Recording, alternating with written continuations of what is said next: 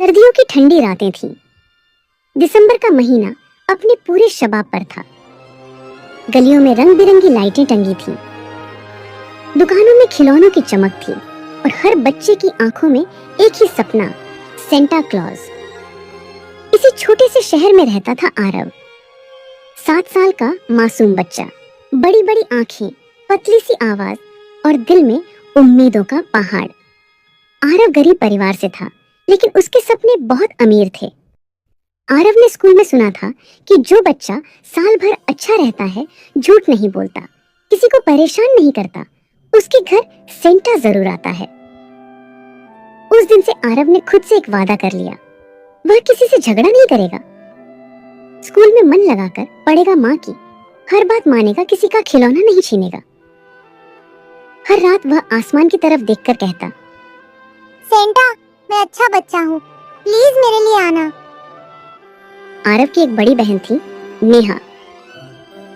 उम्र में उससे 8 साल बड़ी, समझदार और जिम्मेदार। नेहा सब देखती थी। आरव का रोज कैलेंडर पर क्रिसमस के दिन काटना, खिड़की के पास मोजे टांगना और सोने से पहले सेंटा के लिए दूध बिस्किट रखना। नेहा मुस्कुरा देती, लेकिन दिल के किसी कोने में डर भी था। उसे पता था उनके घर की हालत ऐसी नहीं थी कि सेंटा जैसा महंगा सपना सच हो सके। आखिर वो रात आ गई, 25 दिसंबर से एक दिन पहले की रात। आरव जल्दी जल्दी खाना खाकर बोला, दीदी, आज सेंटा आएगा ना? नेहा ने सिर सहलाकर कहा, हाँ, अगर तुम सो जाओगे तो जरूर आएगा। आरव ने जल्दी से अपने पुराने मोजे खिड़की पर टांगे, दूध का गिलास रखा और मन ही मन बोला, मुझे बस एक छोटा सा खिलौना चाहिए, कुछ भी। वो जल्दी सो गया, लेकिन नेहा देर तक जागती रही। सुबह की हल्की रोशनी कमरे में फैलने लगी। आरव की आंखें खुली। वो उछलकर खिड़की की तरफ भागा। मोजे वैसे ही लटके थे, दूध का गिलास वैसा ही भरा था। कोई तोहफा नहीं। उसके चेहरे की मुस्कान धीरे धीरे गायब हो गई। उसने खुद को समझाया, शायद सेंटा देर से आता है।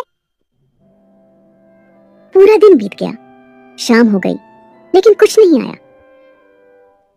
रात को आरव चुपचाप बिस्तर पर बैठा था। नेहा ने पूछा, क्या हुआ? आरव की आंखें भर आईं, धीरे से बोला, दीदी, शायद मैं अच्छा बच्चा नहीं था, इसलिए सेंटा नहीं आया। ये शब्द नेहा के दिल में तीर की तरह चुभ गए।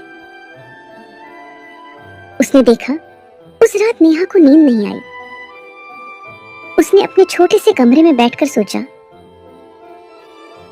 अगर सेंटा नहीं आ सकता तो क्या मैं सेंटा नहीं बन सकती? उसके पास ज्यादा पैसे नहीं थे, लेकिन दिल बहुत बड़ा था। उसने अपनी बचत तोड़ी, कुछ पैसे जो उसने कॉलेज के लिए जोड़ रखे थे। रात के अंधेरे में वह चुपचाप बाहर निकली। नेहा ने बाजार से कोई महंगा खिलौना नहीं खरीदा। उसने खरीदा एक छोटी सी कार, रंगीन चॉकलेट और एक लाल रिबन। घर आकर उसने एक छोटा सा गिफ्ट बॉक्स बनाया। फिर एक कागज पर लिखा, प्यारे आरव, तुम बहुत अच्छे बच्चे हो, कभी खुद पर शक मत करना। प्यार ही सबसे बड़ा तोहफा है। तुम्हारा सेंटा। सुबह आरव की नींद खुली। वो आदतन खिड़की की ओर देखने ही वाला था, लेकिन अचानक उसकी नजर कमरे में रखे एक छोटे से गिफ्ट पर पड़ी। वो हक्का बक्का रह गया।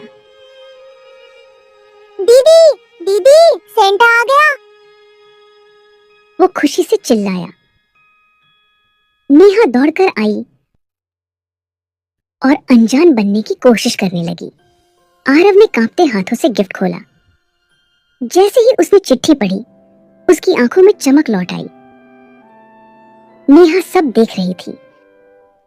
आरव ने अचानक उसे गले लगा लिया और बोला, दीदी, सेंटा सच में होता है।